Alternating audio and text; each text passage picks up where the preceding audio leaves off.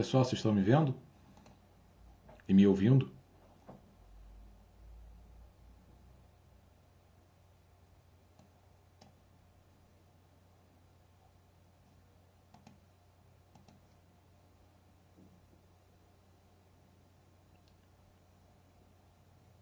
Mas eu estou mexendo ou eu estou congelado? Porque na minha imagem aqui eu estou meio que congelado.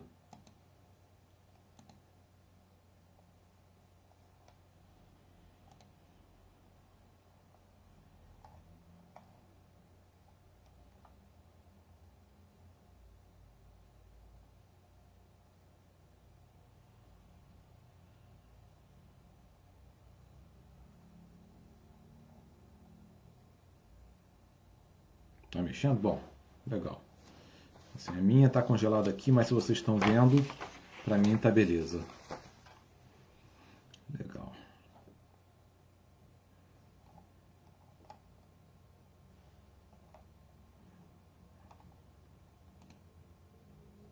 Também não tá atualizando nada pra mim aqui, não tô vendo nada, não sei quantas pessoas tem. Eu tô vendo o chat de vocês, então eu vou pedir que vocês se comuniquem bastante pelo chat. Yasu, John. Então eu vou pedir para que vocês se comuniquem bastante pelo chat, porque assim, a imagem que eu estou vendo aqui, ela é a minha imagem congelada, mas eu vejo o chat mexendo. Tá, depois eu tenho que ver por que está acontecendo isso. Pode ser alguma coisa aqui de... eu estou usando um método novo aqui, eu estou usando o OBS pela primeira vez, então de repente é isso. Né?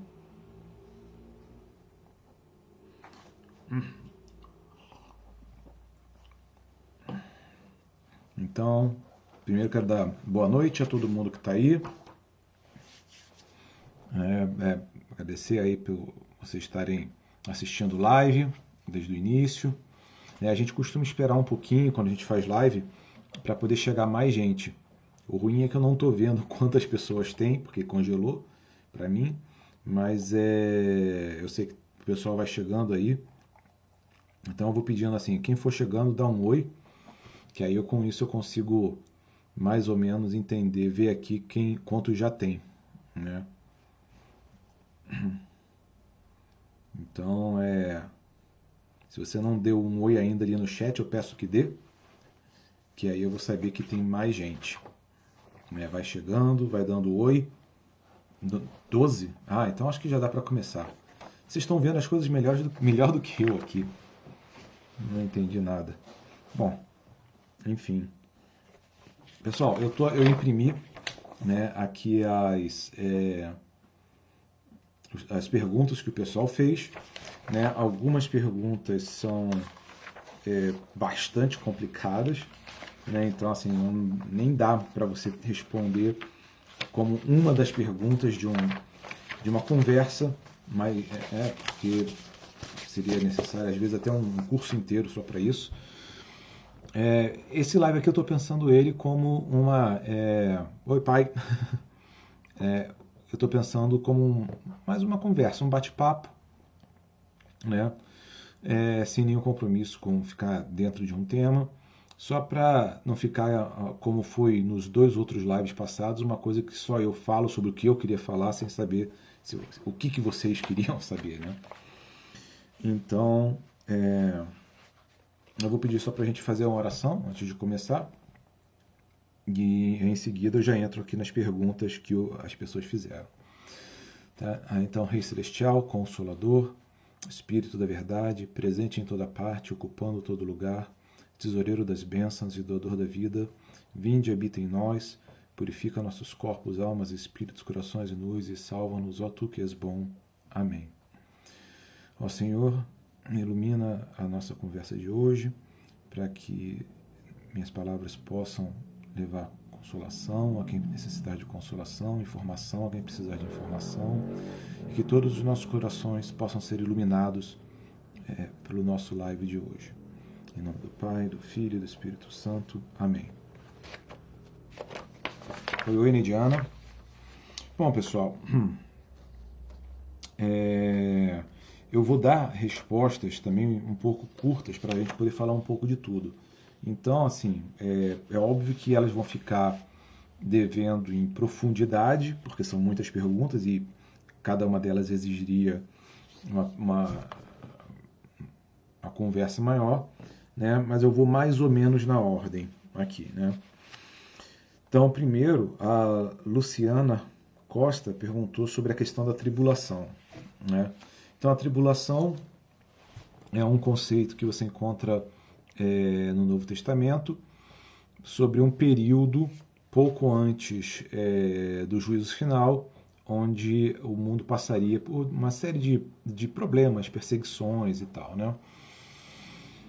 E, de forma geral, algumas denominações por aí, elas acreditam, às vezes, que existiria uma primeira vinda de Cristo, onde teria um ano de 1000 anos de paz, sob um reino material de Cristo, depois você teria mais 1000 anos de tribulação.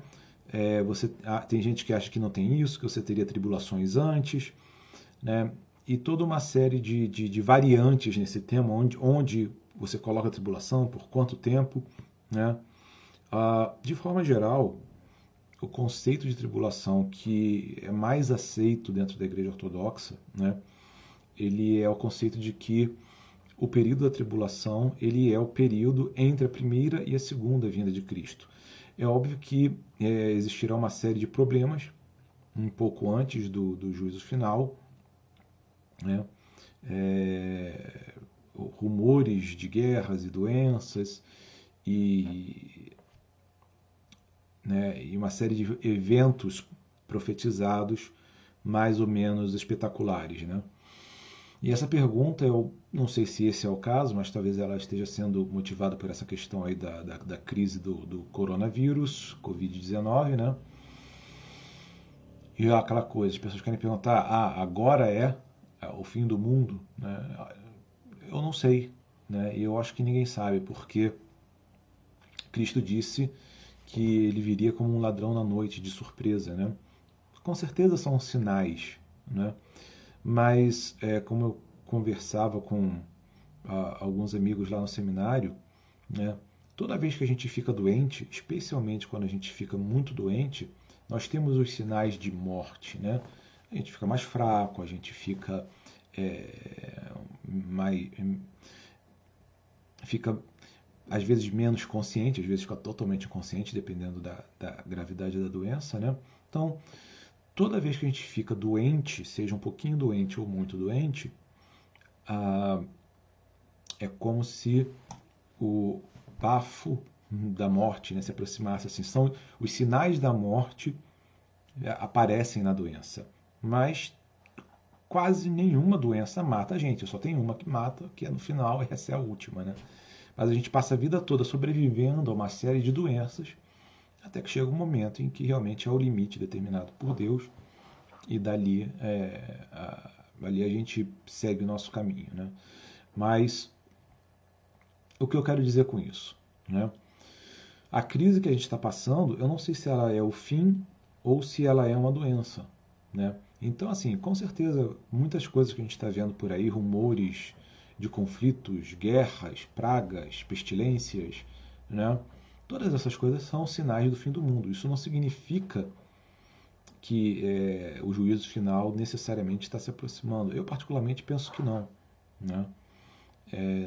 Eu acho que tem muitos elementos que sugerem que esses sinais são sinais semelhantes, né, ou da mesma natureza que os que a gente vai ver no juízo final, mas eu não acho que a gente está lá ainda não, né? Eu acho que o que a gente está passando, na verdade, é um pouco um exercício, né?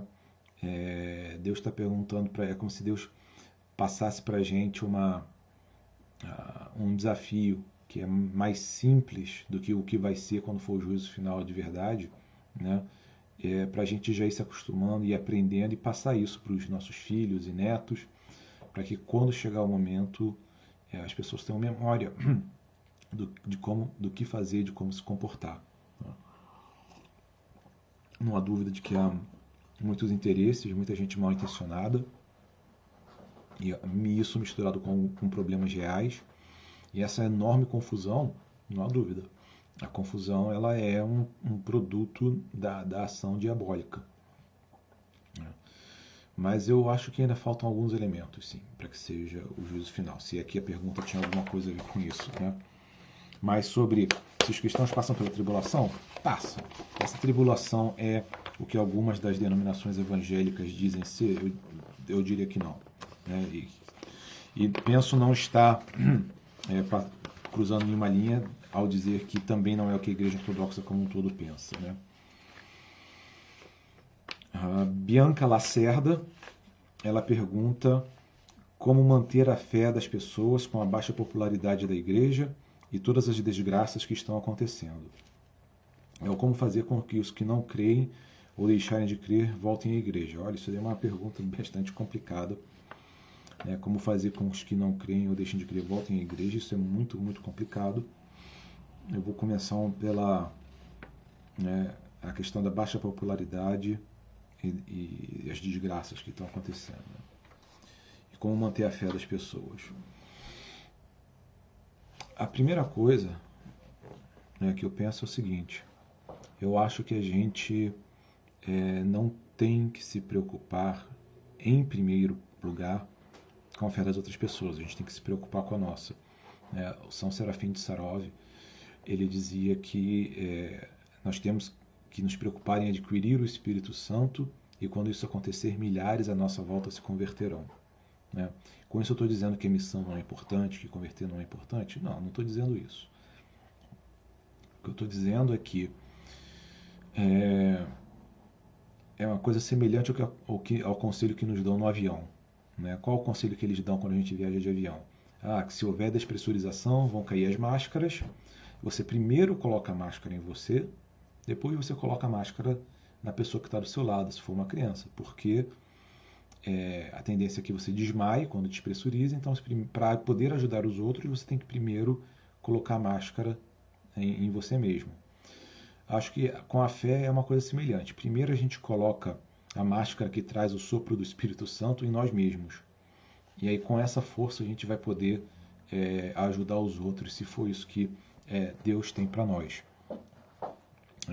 De forma geral, então assim, sendo tomada essa precaução de início, eu acho que um dos motivos pelo qual as pessoas têm perdido a fé é uma coisa que está um pouco fora do controle da igreja. Tem duas coisas, uma que está fora do controle da igreja e uma que está dentro do controle da igreja. A que está fora do controle da igreja é a seguinte: existe um processo psicológico estudado que é o seguinte: quando você tem muitas opções, isso dá uma paralisia na capacidade de escolha da pessoa. Como assim? Isso foi averiguado com pessoas que vinham de sociedades onde você não tinha produto nenhum e elas se mudavam para uma sociedade onde tinha muitas marcas do mesmo produto. Né? Ou então a sociedade dela passava por uma revolução e normalmente se libertando de uma ditadura, né? E quando voltava a encher as prateleiras de produtos, as pessoas não sabiam o que escolher, né? Porque você tem muitas opções. E a gente passa às vezes, agora a gente vai consumir alguma coisa, se tiver muitas variantes da mesma coisa, a gente não sabe mais, a gente perde o critério para escolher o que é bom e o que é ruim, o que é melhor e o que é pior. Então o que acontece hoje em dia é que todo mundo tem acesso a todo tipo de religião, a todo tipo de cristianismo, a todo tipo de igreja. Então fica muito difícil para as pessoas chegar ao ponto até mesmo de encontrar qual é o critério que eu deveria usar para discernir que igreja eu vou. E aí a reação normalmente é o tanto faz. Todas as igrejas levam ao mesmo Cristo. Na verdade, isso é uma desistência de escolher. Né? Isso é uma desistência de escolher. Quando a gente diz que tanto faz, que é exatamente o que acontece nessa questão eu não lembro qual é o nome científico para esse fenômeno psicológico, né? Mas é o paradoxo das múltiplas escolhas, né? Quer dizer, quando você tem múltiplas escolhas, você não escolhe nada porque tem muita coisa para escolher, né? Então, eu acho que cabe à Igreja Ortodoxa, em particular, né? Ajudar as pessoas a delimitar isso, né?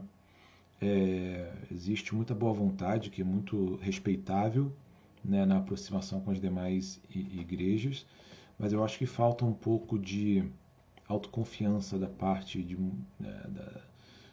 muitos ortodoxos, no sentido de falar, olha, eu estou aqui e vale a pena e é verdadeiro, porque o que as pessoas ouvem, quem está fora ouve, é que eu estou aqui porque gosto e tanto faz, se você estiver ali ou ali, você vai estar bem também. O que a pessoa está ouvindo é todas elas são igualmente sem valor, porque o tanto faz, sempre que você está numa situação de tanto faz, é porque tudo é igualmente sem valor. Isso me lembra aquele desenho, com o nome da Pixar, Os Incríveis, lembra? Que é uma família de super-heróis, né? E aí você tem, são o pai, a mãe, né? E os dois filhos. O pai tem super força, a mãe estica, tem o poder de esticar, o filho tem super velocidade e a filha fica invisível, né? E eles vivem fingindo que não tem superpoderes porque baixou uma lei, né? Naquela história, baixou uma lei em que não podem mais existir super-heróis. Então quem tem superpoderes, como eles, finge que não tem. E aí, o filho mais novo, que é o que tem a super velocidade, ele gosta de correr, porque tem super velocidade, né? Mas os pais estão sempre falando para ele não ganhar nenhuma corrida, para ele não se destacar, para ele não mostrar que ele tem algo diferente dos demais, né? E aí ele pergunta por quê, né? E a mãe vira e fala, porque todo mundo é especial ao seu modo. E o filho responde, se todo mundo é especial, isso significa que ninguém é especial. Eu acho que a Igreja Ortodoxa, essa geração atual da Igreja Ortodoxa está passando por isso. Ela tem muito medo de soar fundamentalista, de soar radical, né? E nisso acaba dizendo que não tem nada de especial, e a mensagem que passa é que ninguém é especial, que todo mundo é igualmente sem valor. Então, assim, se perguntar o que precisa para as pessoas poderem voltar a ter fé, eu acho que a gente precisa mostrar que a fé é algo especial, que a fé é algo único, que é algo que só se encontra num lugar e não em outros, né? Porque se você diz que toda comida é igualmente nutritiva, a pessoa vai comer qualquer coisa. Você tem que falar para ela, olha, tem comidas que são um pouco menos nutritivas, tem outras que são ruins para você, né? E ter coragem de falar que, olha, o que você precisa mesmo para viver é isso aqui. Eu acho que a gente precisa dar esse exemplo, né? E essa baixa popularidade da igreja, a gente tem também que lembrar o seguinte, a igreja não é um concurso de popularidade, né? Em muitos momentos da história, a igreja foi minoria, e muito provavelmente a gente está entrando num período em que que quem tem fé de verdade vai ser minoria de novo, né? Mesmo passando toda essa crise, o advento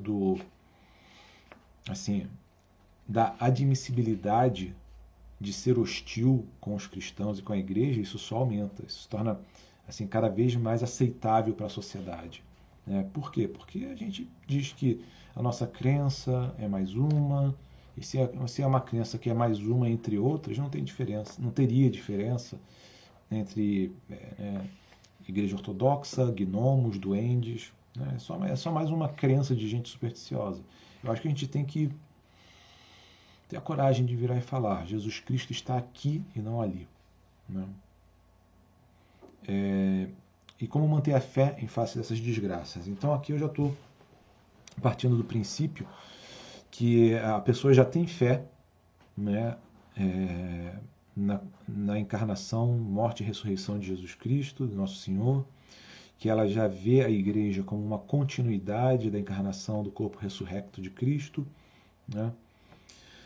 E às vezes o que a gente precisa para manter a fé é lembrar o que, em situações, especialmente como as que a gente está vivendo hoje, é lembrar o que São Paísios, né, o Atonita, um santo do século XX, né, uma coisa que ele falou que é muito importante, que ele disse assim, eu ficaria louco se eu olhasse ao meu redor e não soubesse que Deus é que vai ter a última palavra. Então a gente tem que manter muito isso na tela, em frente aos nossos olhos, né? Nós temos que lembrar que não importa o que aconteça, Deus vai ter a última palavra, sempre, né? Não existe confusão que seja grande o suficiente para sobrecarregar Deus, entendeu? Se o mundo inteiro, se todas as pessoas estiverem vivendo na mais profunda confusão, isso daí diante da luz esclarecedora de Deus é menos do que um grão de areia. Tá? Então, é como se fosse um pontinho menor que a ponta de um alfinete de escuridão diante da luz de Deus, que é do tamanho do universo. Então, toda a confusão do mundo, a gente tem também que se disciplinar, né, a evitar ficar ouvindo, especialmente informação repetida. A gente já sabe que o problema está aí. A gente já sabe que o que a gente pode fazer é limitado devido às nossas forças e às nossas capacidades. E eu sozinho não tenho como resolver o problema do mundo, né? Mas se a gente fica vendo e ouvindo, a gente acaba adquirindo o sentimento de que eu posso fazer algo para resolver o mundo. E aí entra o desespero, aí entra a angústia, a ansiedade, a depressão. E não é isso, né? A gente tem que cuidar daquilo que está ao nosso alcance, né? Ajudar as pessoas que estão ao nosso alcance a ajudar, e lembrar que Deus é que vai ter a palavra final. Deus está no controle, né? Não tem nada fora do controle de Deus. Pode estar fora da nossa capacidade de entendimento, mas quando algo foge da nossa capacidade de entendimento, a gente confia em Deus.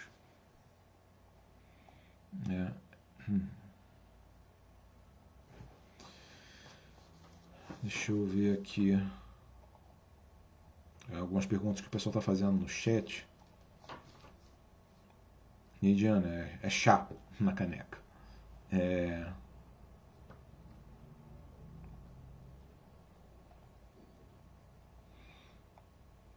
Aí a Andrea está perguntando o que dizer para as pessoas que criticam que as religiões são formas de controle do ser humano. A primeira coisa é saber que elas podem ser, né? Assim, a gente não pode também achar que não pode. Assim, a melhor forma da gente defender a verdadeira religião é compreender que, infelizmente, algumas pessoas mal intencionadas, elas vão utilizar e abusar da fé das pessoas, né? A gente não pode fechar os olhos para o fato de que isso acontece, né? O que a gente tem que lembrar também é que não são só as religiões, né? Você tem muita falsa ciência, você tem muita falsa ideologia, você tem muita política. A religião, assim, o abuso que é feito da religião não é uma coisa exclusiva da religião. Eu acho que a coisa mais importante aí no caso é esse, né? Porque as pessoas que falam isso falam como se a religião fosse uma coisa especialmente ruim, né? E que se a gente vivesse um mundo científico, aí ninguém seria abusado intelectualmente, ninguém seria abusado na sua confiança. E não é bem assim, né? Muita gente confia em médicos, confia em autoridades médicas, e essas autoridades médicas abusam da confiança da pessoa. Então, não é só a religião, né? A religião bem vivida, né? Mesmo várias das religiões que não são nem cristãs, mesmo essas religiões, se elas forem bem vividas, elas podem ser positivas na vida de uma pessoa, né? Eu não creio que elas vão trazer salvação, mas elas podem trazer um certo crescimento humano e psicológico, né? Mesmo que elas não tragam a salvação no sentido cristão do termo, no sentido ortodoxo. E é nesse sentido que, por exemplo, a gente distingue religiões não cristãs que são positivas e negativas, né? Tem religiões que, mesmo não sendo verdadeiras no sentido da salvação, elas são verdadeiras no sentido psicológico, no sentido social, né? E até possuem algum conteúdo incompleto de verdades metafísicas. E outras são completamente autodestrutivas, né? ou engodos totais. Então a gente tem que fazer essas distinções, né? Espero que tenha respondido aí, vamos ver. Ó, e ainda na pergunta da Bianca, o que fazer com os que não creem ou deixaram de crer e voltem à igreja? Eu acho que a primeira coisa é, muito embora seja necessário que se cuide dessas pessoas, não significa que eu ou você individualmente temos que cuidar. Por que eu estou dizendo isso? Porque tem dois conselhos que Jesus dá a respeito da missão. Né? O primeiro é que ele vira e fala, né, para ir e batizar e pregar e ir de cidade em cidade, né? Como é que eles poderão crer se não lhes for ensinado, ele diz, né? Mas ele também diz o seguinte, ele diz que se não te ouvirem, para você sair daquela cidade, bater o pó da sola do pé e ir para outra cidade. Então o que ele está falando é o seguinte, fale para o maior número de pessoas possível, mas se elas não quiserem dar ouvido, não perca tempo insistindo. E por que ele fala isso? A gente vê depois, Paulo também diz isso nas epístolas, que tem pessoas para quem ele fez a pregação inicial, mas hoje quem cuida da comunidade é outra pessoa. É aquela questão, quem semeia é um, quem cultiva é outro, e quem colhe ainda é outro. Né? E o que ele está falando aí? Ele está falando dos níveis de maturidade das comunidades, né? Mas ele está falando o seguinte, assim, a gente tem que semear em toda parte, mas não significa que somos nós que vamos ver essa coisa amadurecer.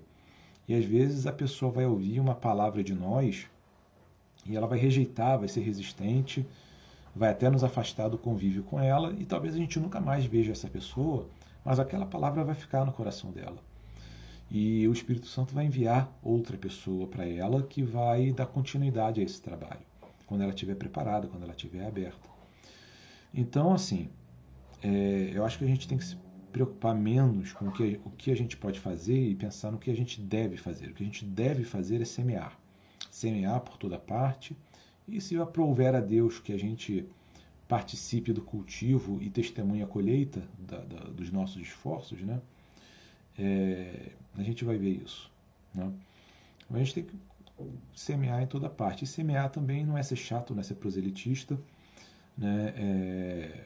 A principal forma de semear é com o exemplo de vida, na forma como a gente impacta a vida das pessoas. Né? E quando houver oportunidade, quando for conveniente, né, conveniente do ponto de vista espiritual, não estou falando conveniente do ponto de vista material, quando der dinheiro ou quando for confortável, não. Às vezes a gente vai ter que fazer isso ao custo do conforto, ao custo do bem-estar físico, né? Mas quando houver assim, a circunstância espiritual correta para a pessoa ouvir, a gente fala. Né? Espero que tenha respondido aí. Aí a gente chega aqui na pergunta do Tiago Nunes, que gostaria que falasse mais sobre como ocorre o reconhecimento dos concílios ecumênicos, que eles foram inerrantes. Qual é o critério para discernir a atuação do Espírito Santo neste e não naquele? Uma vez eu perguntei se eles eram infalíveis e o Senhor disse que esse conceito não existe. De fato, não existe esse conceito de infalibilidade. O Ocidente ele trabalha muito com essa ideia de é impossível de errar. Né? Então vai acreditar que o Papa é infalível quando ele está fazendo proclamações ex cathedra sobre moral e dogma, e de forma análoga, né, os protestantes vão crer que a Bíblia é inerrante, ou seja, sempre tem um elemento material, né, no mundo que é incapaz de errar, ainda que seja de forma limitada. Né? A Igreja Ortodoxa não trabalha com esse conceito. Quem é infalível e inerrante, de acordo com a Igreja Ortodoxa, é o Espírito Santo que governa a Igreja. Né? Jesus Cristo foi bem claro, bastante explícito, bem direto, quando ele disse que ele enviaria o Consolador, né? Que ele nos daria todas as respostas que faltavam. Ele nos explicaria coisas que ainda não haviam sido ditas. Esse Consolador é o Espírito Santo. Né? Não é um bispo, não é um concílio e não é um livro. Né? É o próprio Espírito Santo. O Espírito Santo fala mais claramente, evidentemente, nos santos, né? Mas aí você tem aquele paradoxo, para você reconhecer um santo, você já tem que ter também um certo toque do próprio ethos ortodoxo na sua vida, né? senão você não vai reconhecer. Mas é por isso que você tem a ideia do consenso dos pais. O que é o consenso dos pais da igreja? É você ver em que sentido, não tanto em termos de conteúdo textual, mas em que sentido espiritual os pais convergem e concordam entre si, os pais da igreja, ou seja, os grandes santos, que além de serem grandes santos, também deixaram grandes obras que, pela sua qualidade, enquanto obra textual, enquanto documento, acabaram sobrevivendo aos séculos aí, né? Então, um concílio ele é reconhecido como um concílio ecumênico por um novo concílio ecumênico, também é meio paradoxal, né? Ou seja, porque você não tem, né, as pessoas falam 7 concílios ecumênicos e muitas vezes as pessoas têm a impressão de que esses 7 concílios ecumênicos eles sabiam que eram ecumênicos no início, durante, depois, e quando terminou todo mundo reconheceu como ecumênico, e não teve nenhum outro concílio além desses 7. Quando na verdade houveram vários concílios, né, locais e tal, alguns universais, que depois se reconheceu que eles não eram concílios ecumênicos, que eles não eram concílios inspirados, né? Então, mais ou menos o que acontece é aquela história de a verdade é filha do tempo, né? Então a igreja, depois de anos, às vezes séculos, ela acaba reconhecendo que isso, através da inspiração do Espírito Santo, né?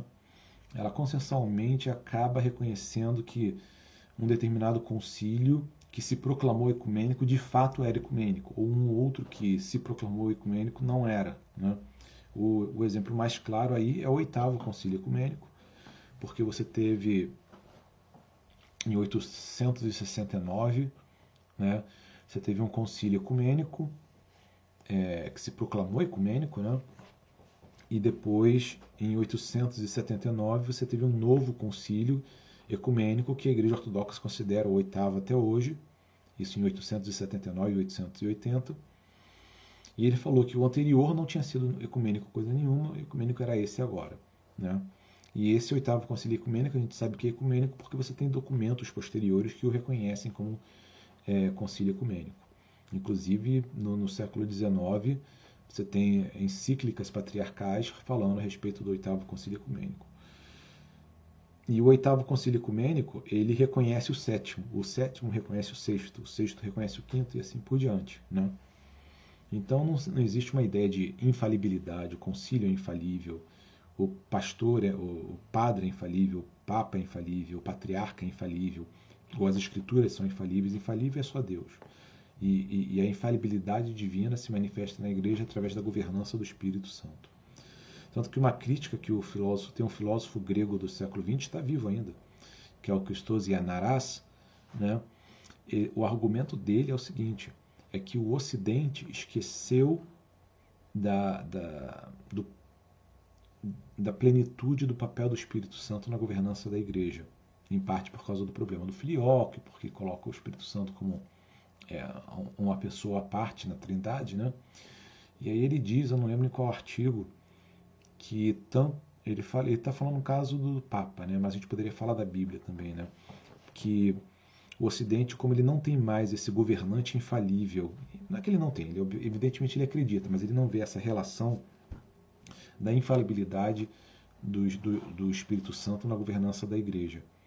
E aí fica faltando essa governança infalível, né? Então precisa ser o Papa, ou precisa ser a Bíblia, ou em algumas denominações protestantes acaba sendo o concílio lá que eles criam, né? Alguns ortodoxos, às vezes, equivocadamente acham que os concílios são infalíveis, mas não tem nada no mundo que é infalível. Só Deus é infalível, o Espírito Santo é infalível e ele governa infalivelmente a igreja. A resposta é essa, né? Espero que tenha ficado claro, né? A Mônica Diegues Passos diz, não sei se esse assunto pode ser tratado aqui, sobre a igreja fazer parte da elite mundial, com a sua estratégia de implantar a nova ordem mundial, sobre o afastamento do Papa Bento. Perdoe-me se for impróprio, obrigado. Não é impróprio, é tudo uma questão de como a gente aborda o assunto. Então tem 3 coisas aqui, né? Essa questão de elite mundial, nova ordem mundial e o afastamento do Papa Bento XVI. A questão do Papa Bento XVI é um pouco mais espinhosa, porque como é um assunto da Igreja Católica Romana, não é muito apropriado que a gente fique, eu como ortodoxo, vai ficar falando sobre isso, né? Mas eu vou falar então sobre a questão de nova ordem mundial e sobre a igreja fazer parte dessa elite ou não. Não, a igreja não faz parte de nenhuma elite mundial, de nenhuma nova ordem mundial. Né? A igreja é a continuação do corpo ressurrecto de Cristo, é uma continuação da encarnação, né? É o corpo divino humano de Deus na Terra. Né? É, como a gente diz, o corpo teantrópico. Deixa eu ter que mexer aqui porque está apagando ali. Então, a igreja não faz parte de nenhuma nova ordem mundial, nem de nada assim. Para a gente falar de elite mundial, né, e de nova ordem mundial, a gente tem que definir bastante bem esses termos, porque eles são termos que são usados de forma muito solta. Cada pessoa quer dizer uma coisa completamente diferente com esses termos. Então, deixa eu definir para vocês entenderem bem do que eu estou falando. Se eu falar de nova ordem mundial aqui, eu estou falando da estrutura geopolítica mundial que se estabeleceu depois da queda da União Soviética. Né? É lícito você chamar essa nova ordem geopolítica de nova ordem mundial, porque o Bush pai, no seu discurso, falou exatamente isso, que com a queda da União Soviética, né, se tinha a oportunidade de criar uma nova ordem mundial, que era diferente daquela ordem anterior, na qual havia a Guerra Fria. Né? E isso provocaria, como provocou de fato, o rearranjo das relações entre as nações, entre as organizações, entre as pessoas. Então teve um novo arranjo de organização mundial que acontece ali na década de 90. Né? Ele perdura ainda no início dos anos 2000 e a gente pode dizer que ele está em decadência de uns 7 anos para cá, de uns 8, 7 anos para cá. Né? Quais são as evidências dessa decadência da ordem geopolítica da década de 90, que é o que eu chamo de nova ordem mundial? Você tem a eleição de diversos líderes nacionais populistas ao redor do mundo, não é só o Bolsonaro. Você tem o Orbán na Hungria, você tem o Trump nos Estados Unidos, quase teve o Salvini na Itália, talvez ele acabe voltando depois disso. Né? Você tem o Boris Johnson na Inglaterra e outras figuras menores, né, em outros países da Europa. Você tem o próprio Brexit, né, a saída da Inglaterra da União Europeia. Então, todas essas movimentações, né, são indícios de um rearranjo na ordem geopolítica mundial. Né? Quanto à elite global, o que é a elite global? A elite global, o que eu entendo, é o seguinte: são um grupo de pessoas e organizações e empresas cujo patrimônio e influência se estendem por vários países sem depender de nenhum em particular. Né? Você tem bilionários que são mais poderosos do que os países mais pobres. Né? Eles têm mais dinheiro sozinhos como indivíduos do que determinados países inteiros. Né? O país mais pobre do mundo, se eu não me engano, não sei se é Sierra Leone, ou não sei.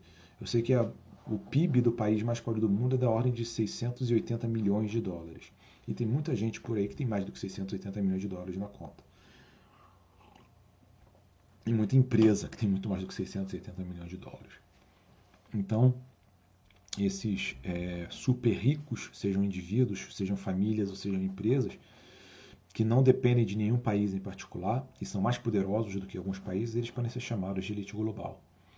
Então a igreja faz parte disso? Não. De modo nenhum. Você pode ter indivíduos, né, que participam da rede de influência desses jogadores. Né? Você pode, com certeza, os devem existir. Né? Mas a igreja como um todo não é uma parte disso. Né? Nem a igreja ortodoxa, nem a igreja romana, nem as igrejas protestantes como um todo. Né? Muito embora no caso das igrejas protestantes, como você tem muitas igrejas pequenininhas, as menorzinhas podem acabar sendo absorvidas, né? Mas o movimento protestante como um todo não é. Então, como é que fica a relação da igreja com essas forças? A igreja, como Cristo prometeu, ela vai existir até o fim do mundo. Essas coisas não. Tá? Não tem bilhão que seja capaz de proteger ninguém da morte. Não tem trilhão que seja capaz de impedir um império de cair, né? Eles podem ficar aí atazanando a gente por muito tempo, mas eles vão cair. A igreja não vai cair nunca. Né?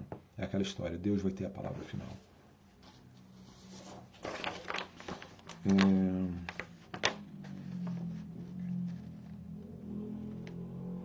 Tem um aqui da Damares Martins, só que ficou incompleto aqui na minha anotação. Que ela vira e fala assim, não é bem uma pergunta, mas uma sugestão de um tema.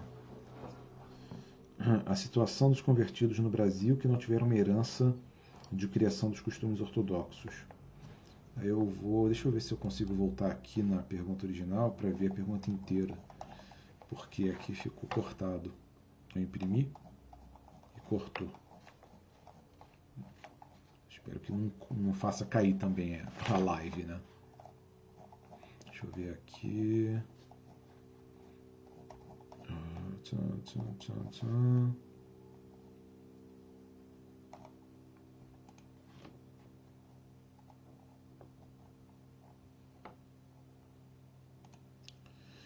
Tá lá. A situação dos convertidos no Brasil que não tiveram uma herança de criação de costumes ortodoxos, que não são de descendência ucraniana, grega ou alguma outra. Como construir uma cultura familiar ortodoxa para que os filhos não precisem passar pela mesma condição de começar tudo do zero. Eu percebi que várias igrejas ortodoxas que eu fui têm costumes de tradições diferentes. Como distinguir o que é tradição da igreja e o que é costume local? Ao mesmo tempo, de certa forma, as tradições locais também são parte da religião. Como adaptar esses costumes para a realidade do Brasil? Damares, a minha resposta para você é muito simples. Isso daí é o trabalho para várias e várias gerações. Né? Vocês me perderam? Vocês estão me vendo ainda? Porque ele me mandou uma mensagem aqui perguntando se eu quero continuar. Eu disse que sim. Mas me cortou, por acaso? Sim? Não?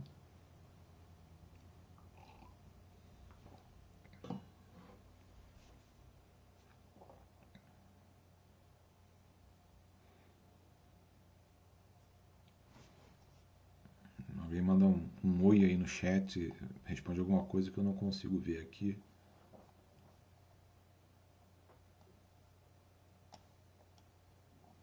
Tá tudo certo, beleza. Obrigado, Cláudio. Então, continuando aqui a resposta da Damares, essa questão de como criar uma cultura ortodoxa, viver uma vida ortodoxa no lar. Bom, a gente vai criar isso basicamente na raça, né? Eu costumo dizer o seguinte, a melhor forma não sei em que igreja você vai, tente imitar da melhor forma possível os costumes que você recebeu. Né? Essa daí é uma pergunta semelhante assim, como é que a minha casa vai ter a minha cara e não a cara do meu pai, da minha mãe, né? Ser tudo uma cópia. A questão é muito simples. Só vai ter a sua cara se você não renegar as coisas que você recebeu do seu pai e da sua mãe. Né? Então, assim, se você estiver preocupado em falar, eu quero fazer tudo diferente do meu pai, eu quero fazer tudo diferente da minha mãe, você vai acabar fazendo uma coisa muito esquisita. Né? Então, não renegue isso. Então, não sei, por exemplo, se você está indo de uma igreja ucraniana, tente seguir os hábitos deles, de como eles vivem a cultura, como eles vivem a ortodoxia no dia a dia, né? Porque o que vai acontecer? Você vai receber isso, você vai tentar imitar, não vai conseguir, mas na medida em que você for criando soluções para aqueles pontos que você não consegue, ou não tem tempo, ou não sabe como, essas coisas vão começar a se incorporar. Ou seja, tente imitar da melhor forma possível e veja naqueles pontos que você não consegue, não fracassos, porque não são fracassos, mas são oportunidades de aparecer algo novo, porque assim, uma cultura ortodoxa brasileira só vai surgir com os séculos, né, de forma orgânica, espontânea. E eu vou dar um exemplo muito claro, por exemplo, às vezes, quando tem dia de jejum, né, eu como só um feijão com forte, com substância, né, com farinha ali, com uma pimentinha, né? E isso não é uma comida típica de jejum de nenhum país ortodoxo, porque fazer tutu de feijão é coisa de brasileiro. E de onde que eu fiz isso? Falei, pô, não tenho como, né, imitar todas as receitas de época de jejum que eles têm. E também tem que comer alguma coisa que seja forte, que dê sustância, né? E aí eu encontrei no tutu de feijão uma saída. Significa que você tem que fazer tutu de feijão também? Não, você vai ter aí alguma coisa que você conheça que se preste a isso. Então, por exemplo, uma coisa que é geral é você ter um canto de oração, né, chamado canto dos ícones na sua casa. Agora, significa que se você vai pôr uma lâmpadazinha igualzinha à lâmpada grega ou que você viu numa casa ucraniana, não sei, você precisa pôr uma coisinha ali para iluminar os ícones. E o que vai ser? Não sei, vai ser alguma coisa. Né? Nesse ponto também, a gente está sendo guiado pelo Espírito Santo. E isso, adaptar os exemplos, isso aí que o Paulo falou. Né? É, não tem essa parte aí, não tem uma receita de bolo, né? Assim, uma coisa que é interessante é procurar conhecer o maior número possível de tradições domésticas das várias culturas ortodoxas. A vantagem que a gente tem aqui no Brasil é que nós temos os gregos, temos os árabes, temos os ucranianos, temos os russos, né? Então, são muitas culturas para a gente poder aprender e absorver, né?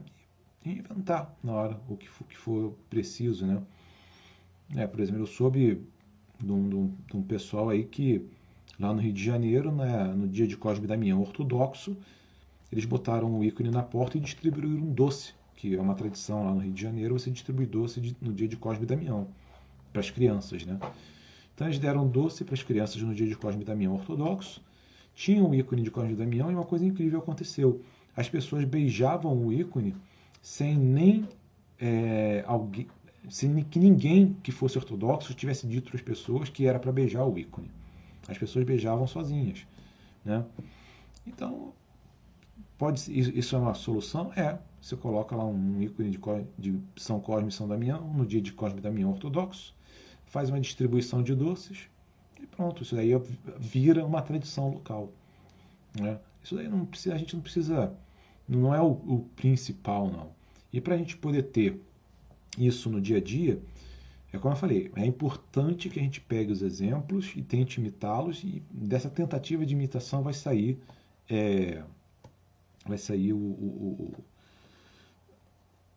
a originalidade. Né? A originalidade é filha da imitação, elas não são coisas contrárias. Né? Uma coisa que tem muito material para a vida ortodoxa em família que você vai encontrar é em inglês da parte dos ortodoxos americanos.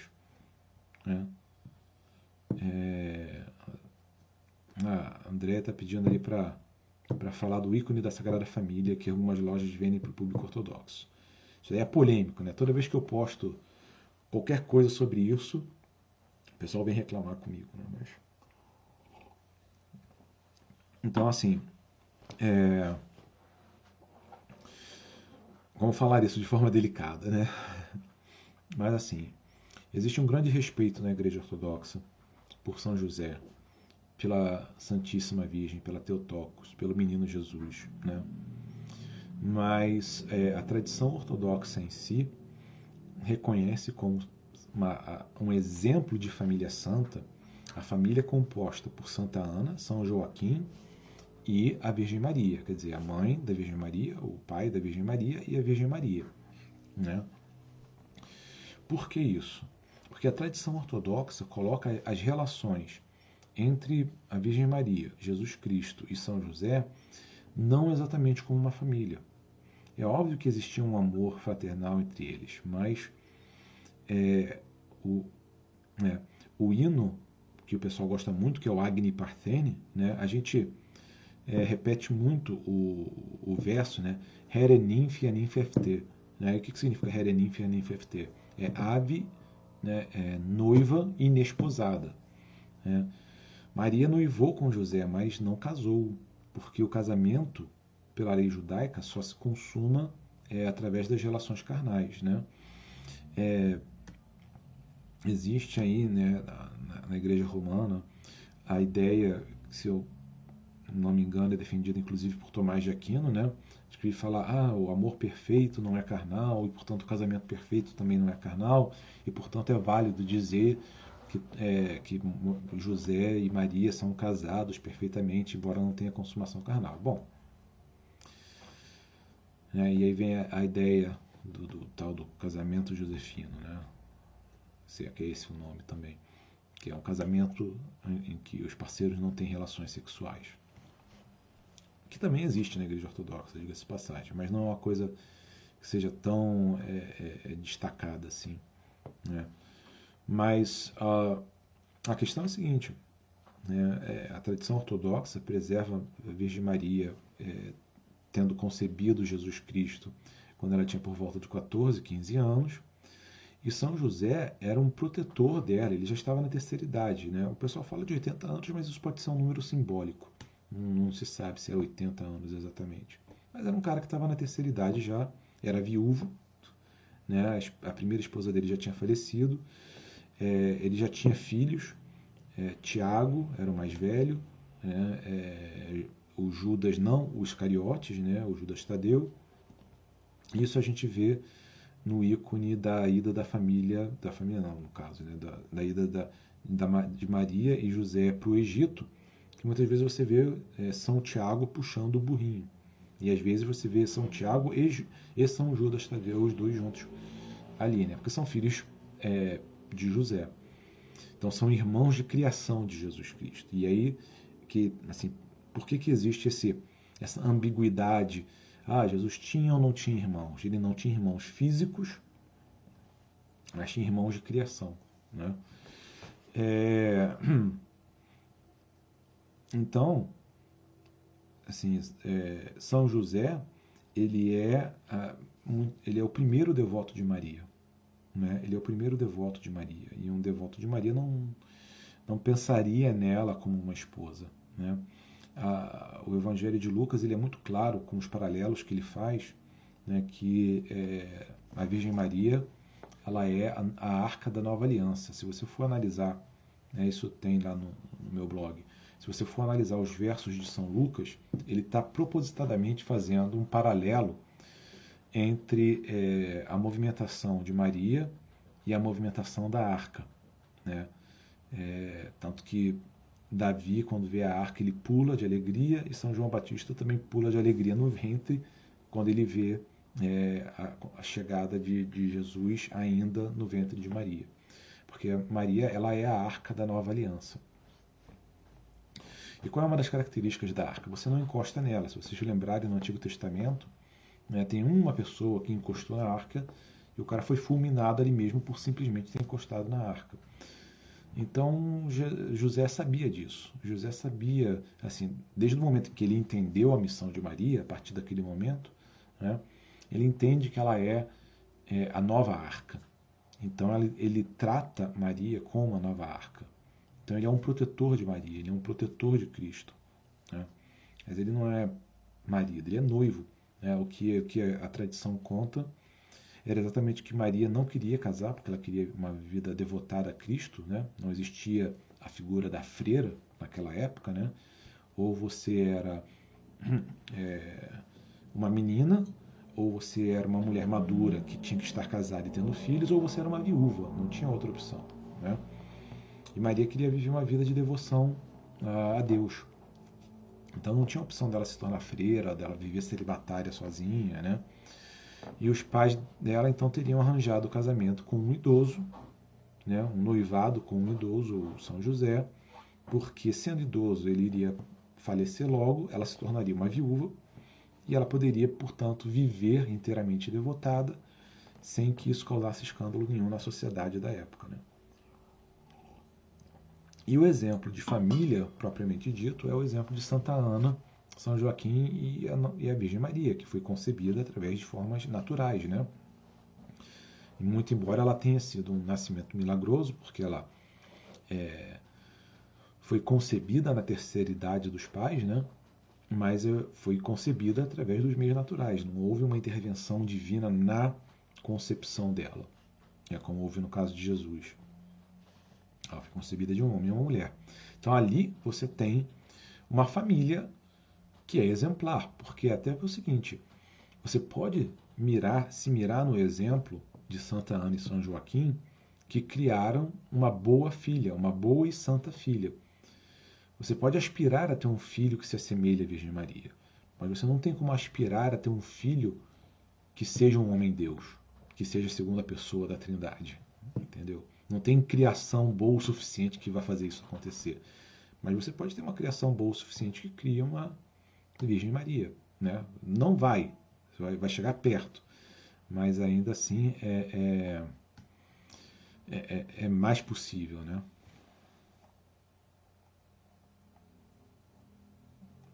Deixa eu ver aqui, estão vendo as perguntas aqui no chat. Peraí, deixa eu ver. Opa. Aqui. Deixa eu ver aqui.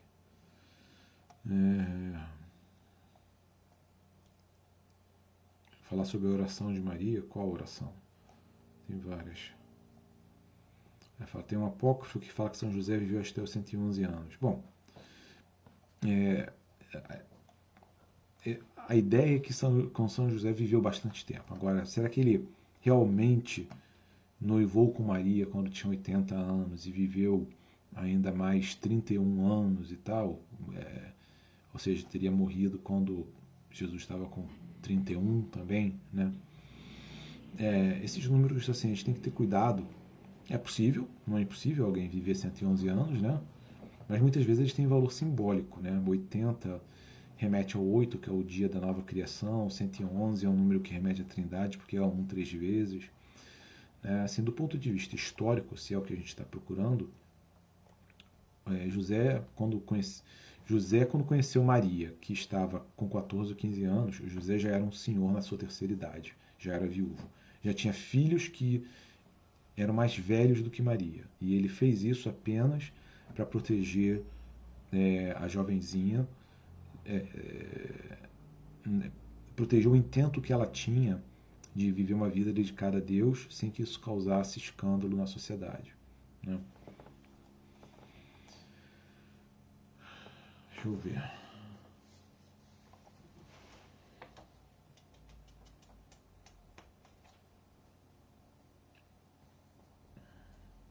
A Cláudia pergunta aqui.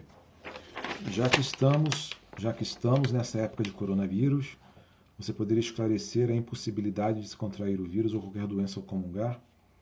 Me espanta ver que até paroquianos mais velhos, que foram criados dentro da igreja, que são filhos e netos de ortodoxos, não têm esse discernimento. Esclarecer a impossibilidade eu não posso não, porque é milagre, né?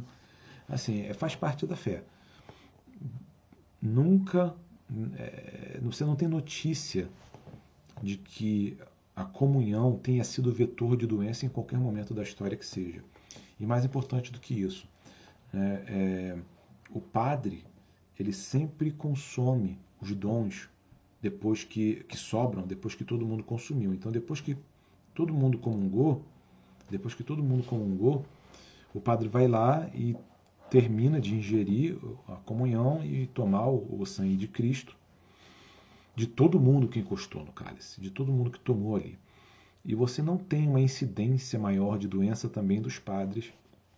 Nunca, em nenhum lugar, nem quando você teve peste negra, nem nada disso, você não tem o corpo e o sangue de Cristo sendo vetor de doença. Aí você fala, como que não? Bom, não sei, é milagre, é o corpo de Cristo.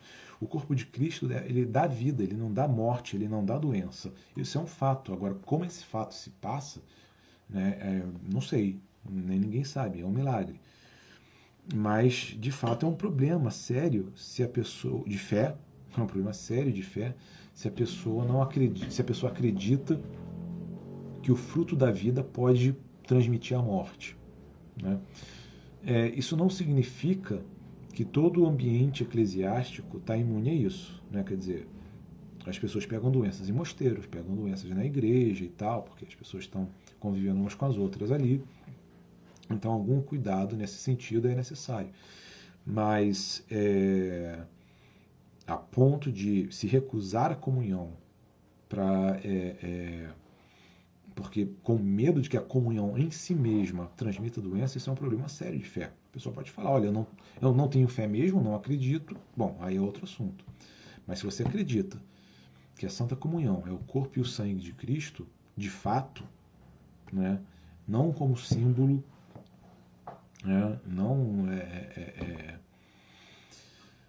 eu não lembro como é que tem uma denominação protestante aí que diz que continua sendo pão e continua sendo vinho, mas existe uma sobreposição do corpo de Cristo ali. Não, não é isso. A Igreja Ortodoxa não acredita em nada disso. Ela acredita que ali está o corpo e o sangue de Cristo. Eles são o fruto da vida, o fruto da árvore da vida, né? E eles estão ali para dar vida eterna, né? São João 6. Né? Quem não comer o meu corpo e não beber o meu sangue não terá a vida eterna. Eles são o fruto da árvore da vida. Eles dão vida e não morte e não doença. É isso.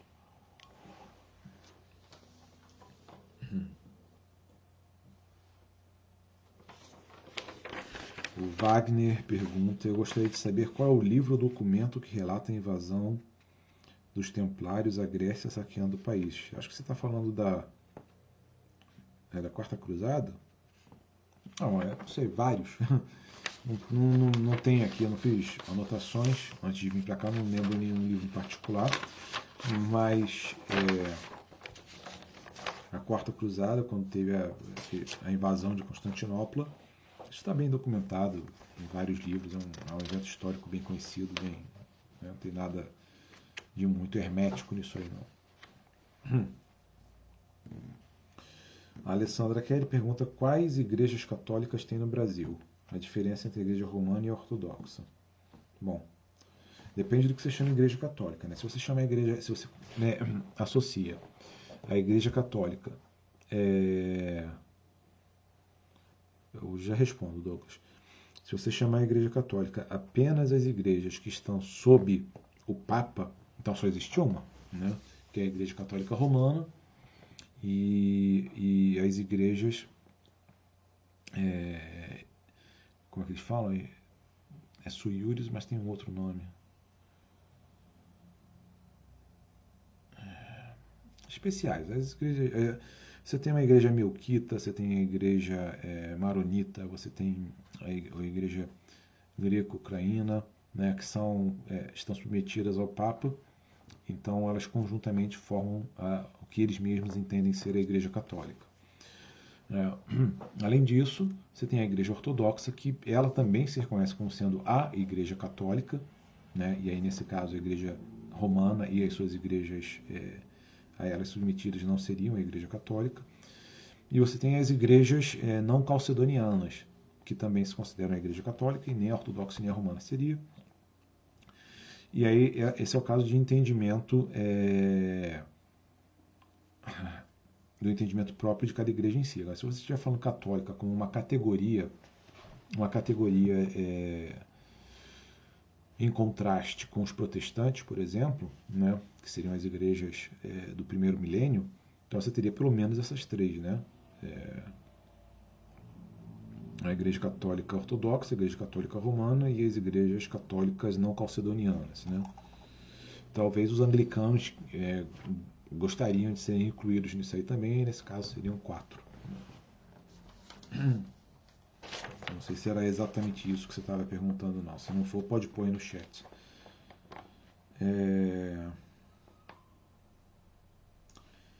Deixa eu ver aqui. O Douglas perguntou: Fábio, eu tenho notado um certo medo dos sacerdotes católicos romanos em abrir as igrejas nesse período. Isso tem ocorrido na igreja ortodoxa também. Douglas, assim, tem medo da parte de alguns, mas não é só medo. Isso daí é a ordem vinda da alta hierarquia, né? Assim, são os bispos e os arcebispos que acatam o consenso e aí mandam os padres fecharem as igrejas, né? Então, sim, isso tem acontecido. Em alguns países ortodoxos as pessoas têm desobedecido, né? Isso aconteceu bastante na Grécia, né? Teve bispo que foi preso e tudo, teve padre que foi preso. Essa semana aí os fiéis foram na frente da sede da igreja grega em Atenas, estavam gritando lá coisas graves, né? O pessoal juntou, fez um protesto lá, fez uma manifestação e estavam falando, pastores nos digam a quem vocês servem. Essa era a palavra de ordem, né? Então, acontece, tem acontecido, mas também tem uma pressão muito forte do povo para que as igrejas sejam abertas de novo. Não de forma irresponsável, né?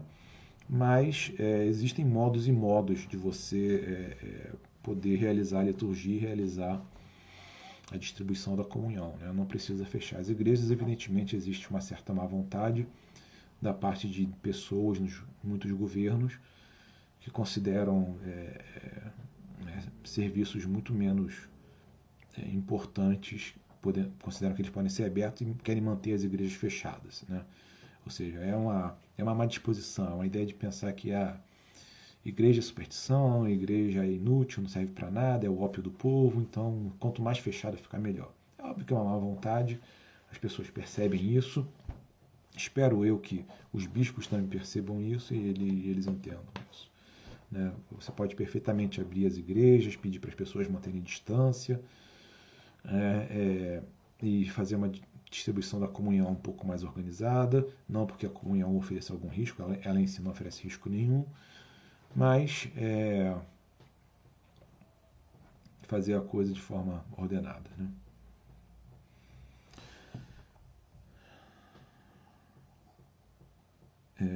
O Henrique pergunta, tem uma passividade menor? Depende, Henrique, porque assim, eu estou dando o exemplo da Grécia, mas a Grécia é lá do outro lado do mundo, né? Nenhum ortodoxo aqui no Brasil protestou. E aí? É uma questão de ser ortodoxo ou é uma questão de ser brasileiro?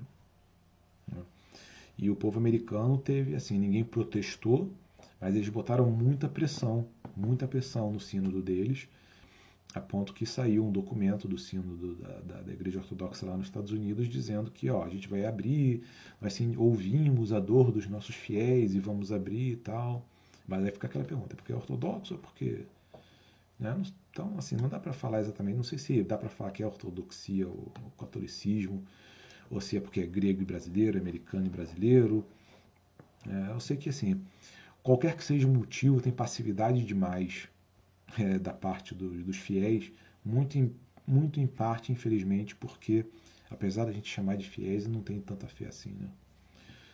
Ou tem uma fé imatura. Não quero dizer que as pessoas não têm fé, mas às vezes a gente tem uma fé imatura que, quando é testada, né, vacila.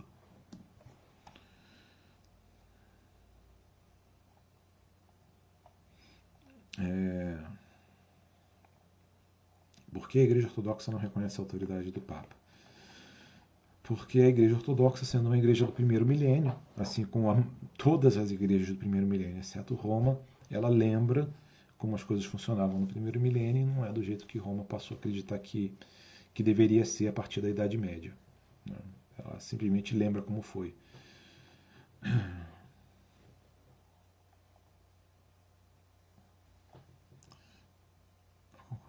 É verdade, André. Tem várias gente que concorda com os governantes. O problema não é nem concordar com os governantes. O problema é... Acho que o que é mais chocante é o fato que as pessoas não tentam nem buscar uma solução.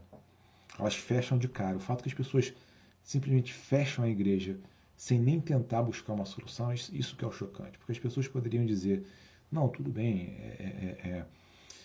o vírus não se transmite através da comunhão, mas você não quer aglomerar pessoas e tal. Você vê, lá na Geórgia, o que o pessoal fez? Eles fizeram a liturgia com as pessoas afastadas até no pátio.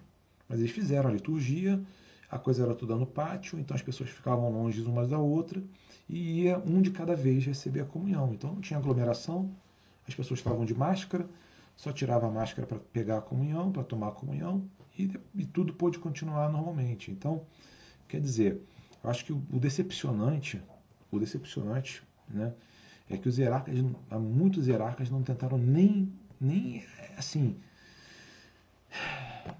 encontrar, assim, são tão rápidos, né? São tão rápidos para encontrar flexibilizações para tudo, falar que a gente tem que flexibilizar isso, flexibilizar aquilo por economia, por compaixão com o povo. E nessa hora que precisou flexibilizar de verdade, ninguém quis flexibilizar. Aí foi seguir estritamente o rigor da lei, que muitas vezes foi aplicada com malícia e má vontade por gente que odeia a igreja.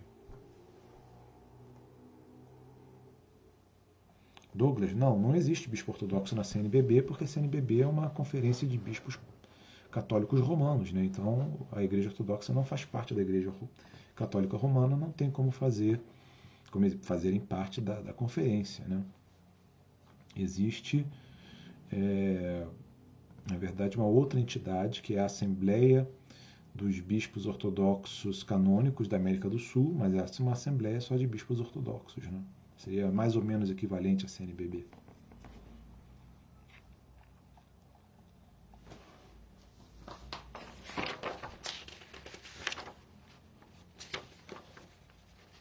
Vamos lá. O Beto Hall escreve: melhor o turbante do sultão do que a mitra do papa. Explicar e contextualizar essa frase, até hoje, tão chocante para os ouvidos latinos.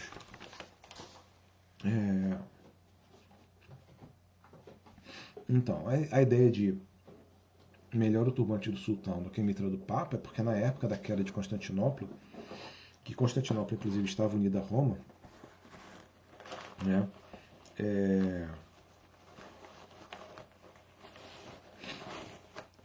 Mas houve um entendimento posterior, né, de que a união de Florença havia sido um erro. É um exemplo de um concílio que não foi considerado ecumênico, foi considerado um concílio ladrão, né? A ideia era exatamente essa. Assim, sob o sultão você era escravo, mas não precisava negar a fé.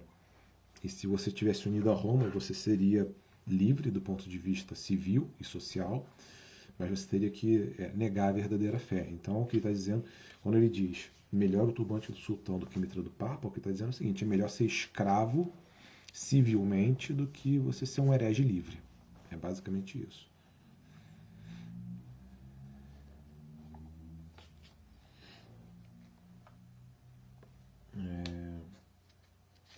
Vamos ver aqui, tem outro aqui do Fernando, deixa eu ver se é uma pergunta. Não, isso aqui é um comentário. Deixa eu ver o que tem aqui depois.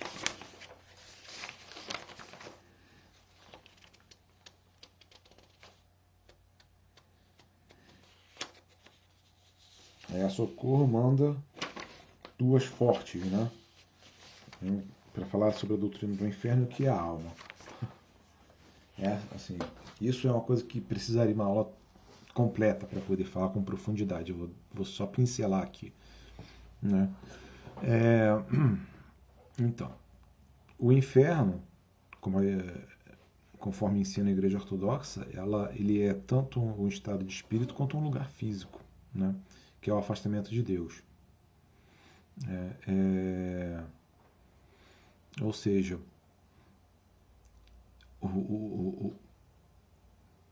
ele é você continuar existindo apenas com o mínimo de presença de Deus que é necessário para que você continue existindo, né? É basicamente você odiar o fundamento da sua própria existência, né? Ou ter medo dele. Então, enquanto estado de espírito, o inferno existe desde já. Tem gente que já está vivendo no inferno, né? Quando a pessoa busca se afastar de Deus, ou se afasta sem perceber, às vezes, né? Mas, com a volta de... Vale lembrar o seguinte: o inferno não existe propriamente dito ainda como um lugar, né? Ou pelo menos existe apenas de forma potencial. Ele está preparado para os anjos, ele está preparado para aqueles que seguem os anjos. Então ele é um potencial. Por que eu digo isso? Porque a doutrina da vida após a morte, para a Igreja Ortodoxa, ela diz que existem as almas, elas subsistem conscientes, né? Num estado de antecipação do seu juízo. Quer dizer, o juízo não foi dado ainda, mas a alma sabe mais ou menos para que lado ela está caminhando, né, por causa da vida que ela levou. Então as almas que estão num estado que provavelmente serão condenadas, elas estão num estado de angústia e medo, e outras que sabem que serão salvas estão num estado de antecipação da felicidade, né? São os santos que estão nesse estado. E algumas pessoas, né, a Igreja Ortodoxa nunca subscreveu a doutrina medieval do purgatório, né? E o que não significa que ela é contra a oração pelos mortos, né? Os mortos existem, vivos, estão vivos, né? Necessitam das nossas orações, mas não porque eles estejam no purgatório, não tem ninguém purgando nada. Mas você tem almas que estão nesse estado de angústia, mas precisam das nossas orações para sair desse estado de angústia, porque elas na verdade serão salvas, entendeu? Então é por isso que a gente ora pelos mortos. Mas não há purgatório. Porque quando Jesus vir, né, e aí ele vai nos julgar, aí sim as pessoas estarão ressuscitadas com seus corpos físicos, né, e umas serão mandadas para o paraíso e outras serão mandadas para o inferno, que será um lugar físico. Os sofrimentos do inferno, no inverno, aliás, no inferno, serão psicológicos, espirituais e físicos mesmo, porque quem vai estar no inferno não são almas que vão estar no inferno só, vai ser o ser humano completo. Ele vai estar ressuscitado com um corpo novo e sofrendo, né, com esse corpo no inferno. Né? E nesse caso que eu pergunto o que é alma, né? Aí de forma geral a gente utiliza aquele conceito tripartite de espírito, alma e corpo, né? Onde o espírito ele é o mais alto, o corpo é o mais material e a alma, a nossa mente, nossa personalidade, as nossas emoções, elas estariam na alma. E o espírito, ele é o responsável, digamos assim, pelo nosso ser historiográfico, a nossa biografia continuada, o nosso caráter, né? Henrique, a diferença entre purgatório que eu expliquei, a diferença entre purgatório que eu expliquei é o seguinte: no purgatório você está purgando os pecados. Você está ainda, é como se você tivesse ainda determinados defeitos que você não tirou com sua própria vontade, mas como eles são menores, não valeria a pena você ir para o inferno. Então eles são tirados à força. E porque eles são tirados à força, né, você está recebendo determinadas justas punições que compensam a existência desses defeitos não corrigidos em vida, né? E você purga. E o que a igreja sempre defendeu, né, não tem nada a ser purgado. A pessoa não está purgando pecados menores. A pessoa, na verdade, pela imperfeição dela, né, ela está num estado de ansiedade e de escuridão. Né? Ela está perdida, é algo tipo assim: eu não entendi para onde eu tinha que ir, eu estou perdida aqui. E as orações ajudam essa pessoa a se encaminhar. Isso é uma metáfora, por favor, tá? Não estou dizendo que ela está literalmente no lugar perdida e, né, as orações vão puxar ela para lá. Isso é uma analogia. Né? Ela não tá, a pessoa não está purgando nada nesse estado. Ela está num estado de sofrimento que não está purgando nada, é um sofrimento que é consequência dos pecados que ela tem lá. E as orações tiram a pessoa de lá. É que esses pecados de fato não eram suficientes para garantir a sua perdição. Mas ela não está purgando nada, entende? Não sei se isso faz sentido para você. Não tem nada a ser purgado. Assim, Deus, a ideia de que Deus vai bater em você e te punir por cada pecadozinho, né, é isso que não existe. É isso que é não ter o purgatório. Não existe a ideia de que Deus ele é justo no sentido humano da palavra, de que ele vai provocar dores e sofrimentos para te punir por cada pedacinho de erro que você cometeu. Você, né, viveu uma vida de santidade, né, mas num dado momento você olhou para uma mulher de biquíni e teve um pensamento luxurioso. Você tem que tomar pelo menos um tapa na cara por causa disso, porque você merece. Isso tem que ser purgado. Né? Não, não é isso. A justiça de Deus é misericórdia. A justiça de Deus é misericórdia. Ele não vai fazer ninguém pagar nesse sentido. Se a pessoa tiver que ser salva, a despeito de pecados menores, ela vai ser salva a despeito de pecados menores e pronto, acabou. Não vai ter nada a ser purgado.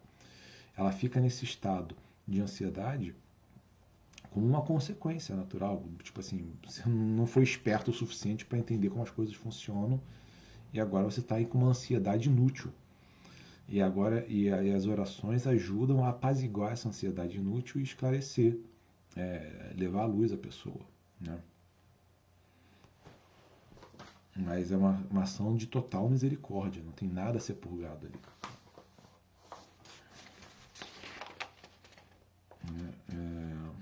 Vejamos. O Davi fala com uma pessoa que quer fazer parte da igreja ortodoxa, mas não sabe como fazer ou sente um pouco de receio. Como proceder nesse caso? Qual a sua visão da igreja ortodoxa no Brasil e qual o papel da igreja ortodoxa no Brasil? A terceira pergunta é muito boa porque pouca gente faz. Eu já volto nessa questão aí das penitências, Henrique. Deixa eu só responder aqui o Davi primeiro.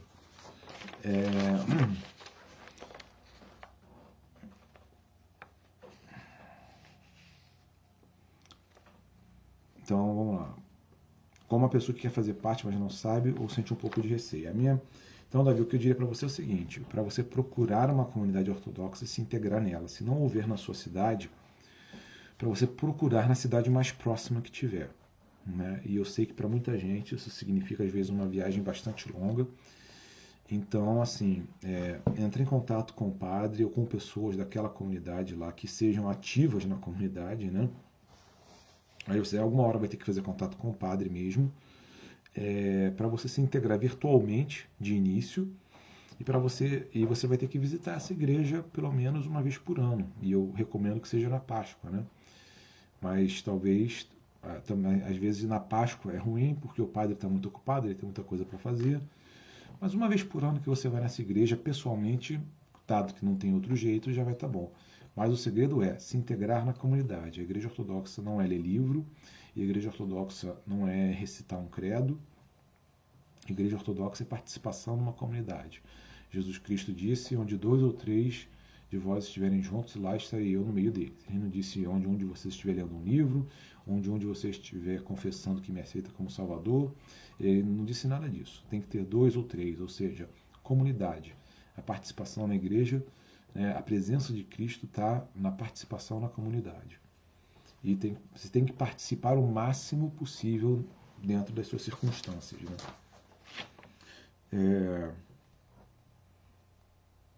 Qual a sua visão da igreja ortodoxa no Brasil?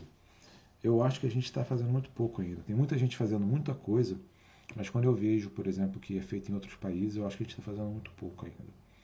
Eu acho que a gente está muito acomodado e eu acho que a gente tem muito medo de cara feia, muito medo de maluco na internet, gente. Sabe, tem gente por aí que é neurótica com religião, entendeu? E aí vem xingar a igreja ortodoxa. Né? Outro dia, o pessoal estava postando aí que uma igreja na Rússia é o templo do diabo, pelo amor de Deus. A gente não, assim, a igreja, os ortodoxos no Brasil não precisam mais ter medo, como havia 50, 60 anos atrás, havia o medo de ser vítima de preconceito e marginalização, né? Você tinha mesmo gente que apontava para a igreja ortodoxa e dizia que aquela era a igreja do diabo, como hoje tem gente na internet fazendo isso. Mas hoje em dia, todas as comunidades ortodoxas estão muito bem integradas na sociedade brasileira. A gente não precisa mais ter isso.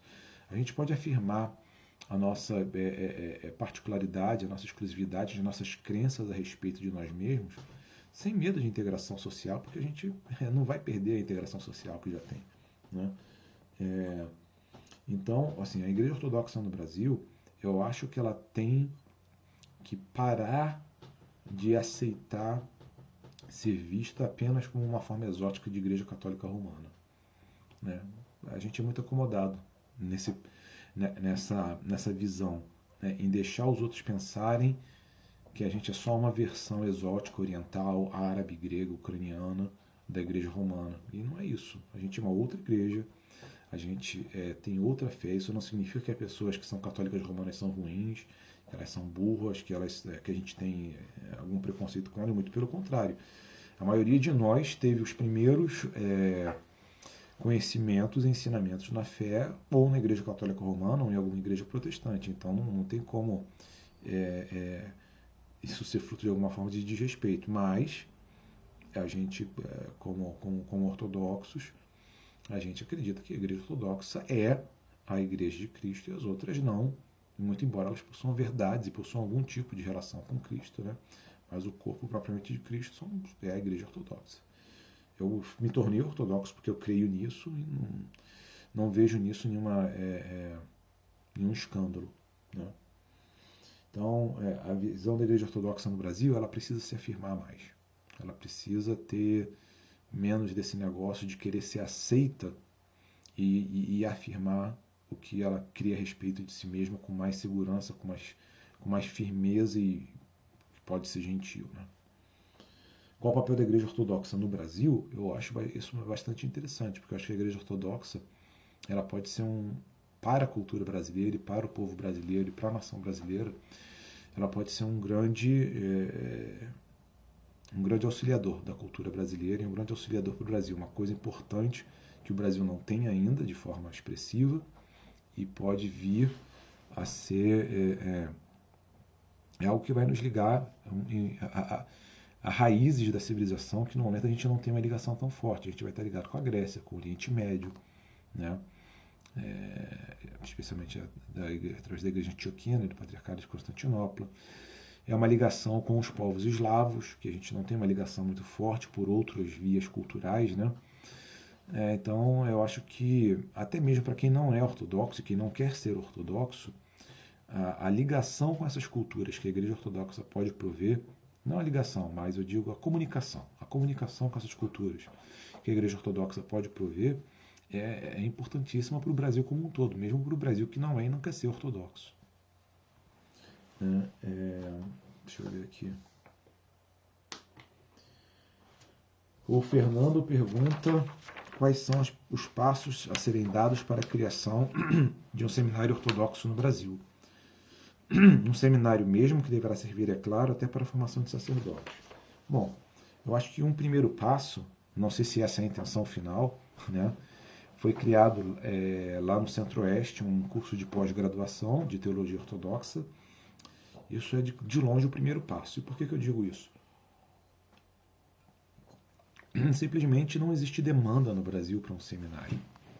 Tudo bem, faltam padres para várias igrejas aqui, mas são quantas igrejas que está faltando padre aqui no Brasil?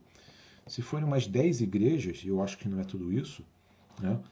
Isso significa que se você formar 10 pessoas, fechou. Você não precisa de padre pelos próximos 10 ou 15 anos. Você não precisa de um seminário para isso, né? Mas para que haja um seminário é preciso que a Igreja Ortodoxa cresça, que você tenha mais igrejas, né? Eu sou muito favorável à ideia de multiplicação de igrejas pequenas. É melhor você ter várias igrejinhas com 50, 100 fiéis do que você ter uma igrejona com 1000 fiéis, né?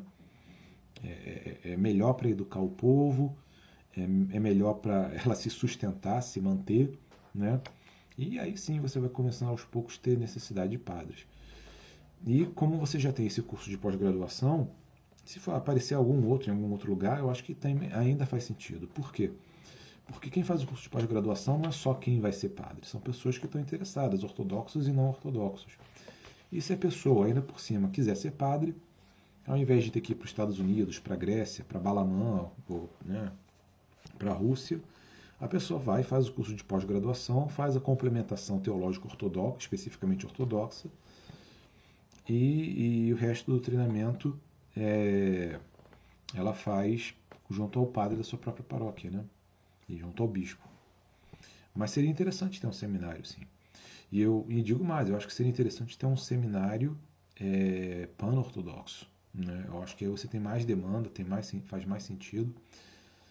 Eu mesmo já fiz quando eu estava lá no seminário, eu fiz um plano de como seria um seminário aqui no Brasil.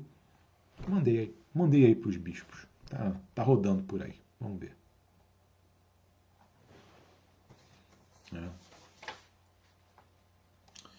O Thiago Nunes pergunta ainda. Gostaria que o senhor falasse sobre como a Igreja Ortodoxa encara a noção de desenvolvimento doutrinal da Igreja Católica. Em que medida o reconhecimento de verdades em concílios não é um desenvolvimento doutrinal? Bom, para se ter ideia, quando você falou em consubstancial no primeiro concílio, né, a discussão foi muito forte porque era uma palavra nova, né, você não encontra a palavra consubstancial, né, no texto das escrituras. Então eles ficaram muito tempo discutindo, e foram discussões fortes, né, para então chegar à conclusão seguinte: a gente não está falando de um conceito novo. Isso aqui é uma paráfrase do que a gente já estava falando antes. Então, o conceito do que é definido num concílio verdadeiramente ecumênico é: nunca há um desenvolvimento ou uma inovação. Você tem paráfrases, explicações melhores daquilo que foi sempre dito, né? Bom, com isso aqui eu termino as perguntas que estavam lá nos comentários. Eu vou fazer agora, gente, eu vou só dar uma olhada aqui no chat, porque já deu 1h30. Então eu vou ver algumas perguntas que estão aqui no chat e aí eu vou concluir, porque eu acho que aí já cumpri o propósito e vai ficar muito tempo também. Peraí. O Henrique, que já saiu, ele tinha perguntado: como vocês lidam com as penitências? Então, eu sou totalmente ignorante a respeito. Bom, depende do que você chama penitência, né? A penitência, eu posso dizer o seguinte: penitência não é um fim em si mesmo, né? Então, por exemplo, tem coisas que você peca e você pode, de alguma forma, compensar aquelas pessoas que você prejudicou, né? E trabalhar internamente para você voltar a um estado espiritual mais saudável. Muitas vezes essas coisas são dolorosas em si mesmas. Então a penitência é você aceitar o sofrimento que é natural da restauração. O que é uma penitência? É o fato que você escolheu brincar com um cachorro brabo, agora ele te mordeu, então você tem que aceitar o fato que você vai ter que tomar uma injeção antirrábica para poder ficar bem, né? E vai ter que passar, dependendo de o que foi que o cachorro rasgou, se foi sua perna, se foi seu, né, o mordeu, foi seu braço, você vai ter que aceitar o sofrimento que está relacionado à cura. Não existe uma penitência, assim, não existe na Igreja Ortodoxa, né, o conceito de que você tem que sofrer uma penitência, por isso que não tem conceito de purgatório. Você tem que sofrer uma penitência, você tem que pagar o preço de ter pecado, né? A metáfora mais. Não que não exista o conceito de justiça, existe o conceito de justiça. Mas no que se relaciona a essas coisas, a metáfora é muito mais médica na Igreja Ortodoxa, né? Então você comete um erro, esse erro leva a um ferimento, a cura desse ferimento é um processo que normalmente também é doloroso, mas não é uma questão de você fazer o cara pagar com dor, né? Do tipo, você roubou uma galinha, então tem que tomar um cascudo, porque para equilibrar isso, você tem que sofrer. Não tem isso, né? Não tem isso. Não significa que eu não acho que dar cascudo seja errado em quem rouba a galinha, mas não porque isso vai de alguma forma compensar o que ele fez, né? Porque não compensa. Você dá um cascudo no cara como uma forma de falar: não faça mais isso, porque é um problema de ordem social, não um problema espiritual, né? O John pergunta como é que são as igrejas ortodoxas no Brasil. Fala: olha, João, isso é uma coisa complicada. Você tem igrejas bastante étnicas, você tem igrejas mais abrasileiradas, você tem igrejas mistas. Eu diria que é muito parecido com o que é nos Estados Unidos, só que você substitui o lado americano pelo lado brasileiro. Então, você imagina, assim, exatamente isso. Se você tivesse uma igreja grega, que não é de Greek Americans, é de greco-brasileiros. É mais ou menos isso, mas não é muito diferente do que tem nos Estados Unidos, não. É diferente no sentido que tem bem menos. E eu acho que as pessoas são. Nos Estados Unidos, as pessoas têm um pouco mais da cultura de ir atrás para procurar as coisas, e aqui no Brasil, talvez porque esteja acostumado com o fato da Igreja Católica Romana ser tão prevalente, né, e as próprias igrejas protestantes já serem tão fortes e tal, as pessoas estão acostumadas a receber as coisas prontas. Então, poucos são os que, entre os ortodoxos, vão atrás para tentar trazer a espiritualidade e a cultura ortodoxa. Né? As pessoas meio que esperam, as pessoas ficam se perguntando, por que os bispos não fazem isso? Por que os bispos não abrem igreja? Por que os bispos não abrem isso? Por que os bispos não fazem? Por que os bispos não trazem monge? Por que os bispos não abrem um mosteiro? Ao invés de pensar de por que eu não faço isso? Ou por que eu não me junto com outras pessoas para fazer isso? Pensar assim, ao invés de pensar por que o bispo não abre uma igreja na minha cidade, por que eu não começo a construir uma comunidade que justifique existir uma igreja na minha comunidade. E dessa comunidade mesma sai um padre, né? Ao invés de ter que trazer da Grécia ou da Síria. Eu acho que assim, os brasileiros precisam tomar mais à frente do processo. Né? Deixa eu ver aqui se tem mais alguma pergunta.